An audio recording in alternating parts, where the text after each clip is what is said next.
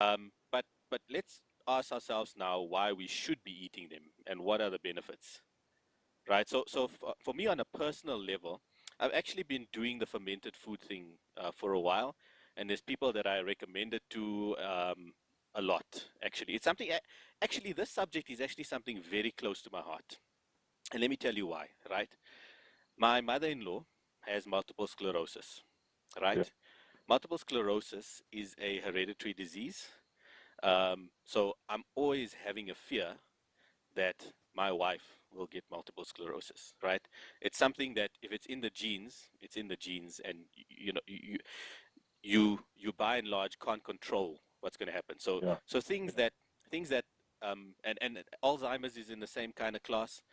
Um, Geez, what else? Certain cancers, all of these things, and in fact, like because of how close this thing is to me, I've done a lot of research in terms of what you can do to possibly protect yourself from it. Ultimately, if it's going to happen, it's going to happen. So with multiple sclerosis, the huge thing is reduce stress. Okay, so being on a prepping bodybuilder isn't an easy thing to reduce the stress to your wife. So, but nevertheless, I always do try and reduces Deb's stress. The other thing is they've linked all these diseases, in actual fact, to remember they're all immune diseases, right? In fact, Yeah. all the immune diseases like lupus, all of these things are actually linked through various studies that I've done research over the years. And trust me, I've done a lot of reading of medical articles, of all of these things, of research studies, and it's linked back to gut health. Actually, a Yeah. lot Well, of it is linked back to gut health. 85% of your immune system is in your gut, basically. Yes, exactly, So exactly. So, that's how important it is. so what happens with multiple sclerosis is you stress and you do all of these things negatively to your life. Maybe you smoke, you eat a lot of grain or highly processed foods, and it ends up irritating your immune system and your gut. And then one day your body just says, hey, you know what? You've got this gene, and your multiple sclerosis kicks in because you've now irritated your immune system to the point where it starts fighting back. And then what happens is with multiple sclerosis, your immune system sees your nervous system basically as an enemy. Yeah, as a foreign, Yeah, yeah. as a foreign object or whatever. And I think it starts attacking the sheath of the myelin sheathing around the nerve. What do you call those things? The Spinal column Yeah, right. No, well, yeah. not only the spinal column, everywhere. Because like Everywhere. my Okay. mom-in-law, she went her first incident. She was 32 years old, so she wasn't old, right? Mother of two. She had been going through a stressful time in her life, and she was sitting in front of the TV the one day and just went blind in one eye. Sure. Right? That's how severe it can be and how fast it can be. And fortunately, because she was young, she got her sight back, and it happens in episodes. So it happened. She recovered, got her sight back, all of those things, and she went to the doctor. They did a few scans 6 months later, or a few years later, in fact, because she didn't have an attack again till many years later. And then that's when they actually confirmed the diagnosis of multiple sclerosis by doing another brain scan. And what actually has happened is that there was an area of her brain that was basically being, killed off, Mm. because your brain is a collection of nerves. So yeah, this is very close to me. And in fact, on the radio the other day, they were speaking about on 702 about published information now on medical studies that where um, they have confirmed that Alzheimer's is linked to gut health, right? Yeah, So, yeah. A lot yeah, of these things are. right. So, anyways, cut a long story short, let's get back to the why. So why should you? What's the benefits of consuming fermented foods, right? Andrew, do you want to So, explain a little bit about what actually happens in the gut, firstly? well, basically, what happens in our digestive systems is there's a whole entire environment that changes as you go through the digestive system, and each section has a different sort of ideal uh, ratio or combination of bacteria. And what happens over time, because everyone eats such rubbish food, is you don't feed the good ones, and the bad ones start to take over, and you start to have a bad environment. And that's often the cause of things like IBS and Which with I have. bloating and yeah, yeah. It's often the cause. it's because of the sort of balance is out, and the bad bacteria is now starting to overpower the good Yes. bacteria. And so that's basically what happens down there. And the reason why you should take fermented foods in particular, and also prebiotics. There's certain foods as well that feed those bacteria. But the specific like a lot of people will tell you, you must have yogurt. Yeah.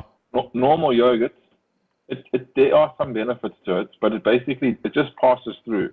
There's nothing left behind. It just passes through and it eases temporarily. Yeah. Now you can't just be eating bucket loads of yogurt every single day just to try and. Very often that actually makes the problem worse because it's milk, and it's also most people can't. pasteurized and Yeah. all of those things. I think the only yogurt that I know of that actually is marketed as having a bit of probiotic function is Activa or something like that, if I'm not mistaken. But that's I don't. one out of like a huge section of the Yeah. yogurt aisle. But yeah. I'm not sure on all the details of that, but I do know that the strains of bacteria in there don't inhabit the gut; they kind of pass through. And there's even some recent research that I've seen that shows that a few of the more common strains of probiotic bacteria that you buy, let's say in a pharmacy or whatever, a lot of those have actually been linked to making you fat. So Okay. it's a whole new sort of emerging science and emerging area Yes. of the medical profession. So the all the facts and everything is still kind of vague. Mm-mm. So I'm just trying to learn as much as possible. Well, let me tell you something, right? Like I said, I do have sort of a mild IBS, and when I say mild, I mean that I have over the years learned to get it under control, right? Because there Yeah, was a time where I went to a physician, and he told me straight. He was like, "Listen, I know that's the pattern. It's so ironic. The pattern actually that happened was I moved down to Cape Town. I was managing my dad's business. I was up at like 5 a.m., closing up the business at like 9 a.m. at night. And basically, I just didn't care about what I ate, right? yeah, And I always tell people this to try and emphasize. I always say, like, there's certain environmental influences that, influence your body.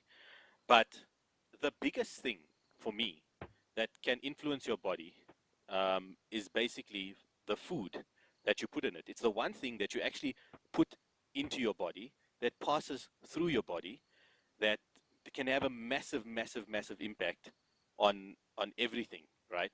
yeah. And it's evident. That saying you are what you eat is Yeah, it pretty is true. very true, right? Mm.